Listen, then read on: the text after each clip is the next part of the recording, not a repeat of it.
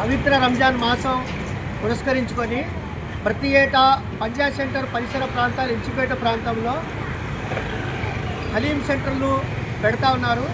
ప్రతి సంవత్సరానికి కూడా చూసుకుంటే గత సంవత్సరం 2025 సంవత్సరంలో చాలా ఈ ప్రాంతం అంతా పంజాబ్ సెంటరు ఇంచిపేట ప్రాంతం మొత్తం కూడా చాలా రద్దీగా తయారైపోయింది.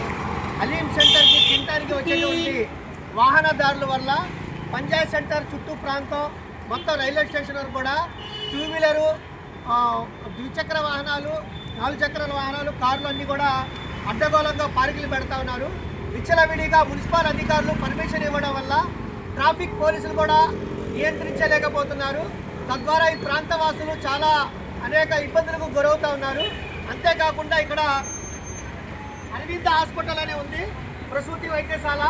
ఈ హాస్పిటల్కి వచ్చినటువంటి రోగులు కానీ గర్భిణులు కానీ ఈ హాస్పిటల్కి రావాలంటే వాళ్ళు పురిటి నొప్పుల్లో ఉంటే పక్కన ఆటోని దింపుకొని నడకదారి రావాల్సినటువంటి పరిస్థితి తయారవుతుంది. కాబట్టి దీనివల్ల ఇక్కడ ఈ ప్రాంతవాసులు అనేక అసౌకర్యాలు కూడా గురవుతున్నారు. పంజాబ్ సెంటర్లో ఉన్నటువంటి ఆర్టీసీ బస్సు ఎవరైనా ఎక్కాలన్నా కూడా ఇక్కడ ట్రాఫిక్ కంట్రోల్ లేకపోవడం వల్ల, టూ వీలర్ మొత్తం ఇక్కడే ఉండడం వల్ల కూడా బస్సు కూడా ఎక్కడో అటువైపు కూడా వెళ్ళి ఉండడం జరుగుతుంది. బస్ ప్రయాణికులు కూడా ఇక్కడ తీవ్ర అసౌకర్యాలు కొడుతున్నారు.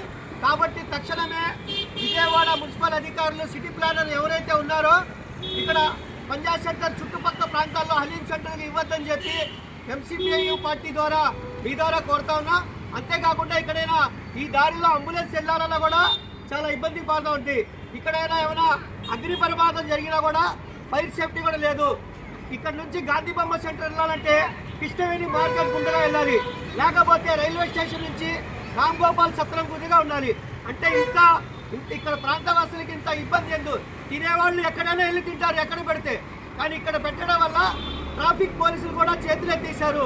మీరు ఎవరు నియంత్రించలేరు. కాబట్టి మీరు పార్కింగ్కి ఏర్పాటు చేసి ఇక్కడ హలీం స్టాల్స్కి ఏర్పాటు చేసుకోవాలని చెప్పి ఈ ప్రాంతవాసులుగా ఎంసీపీఐ పార్టీ ద్వారా మీ ద్వారా కోరుతా ఉన్నారు.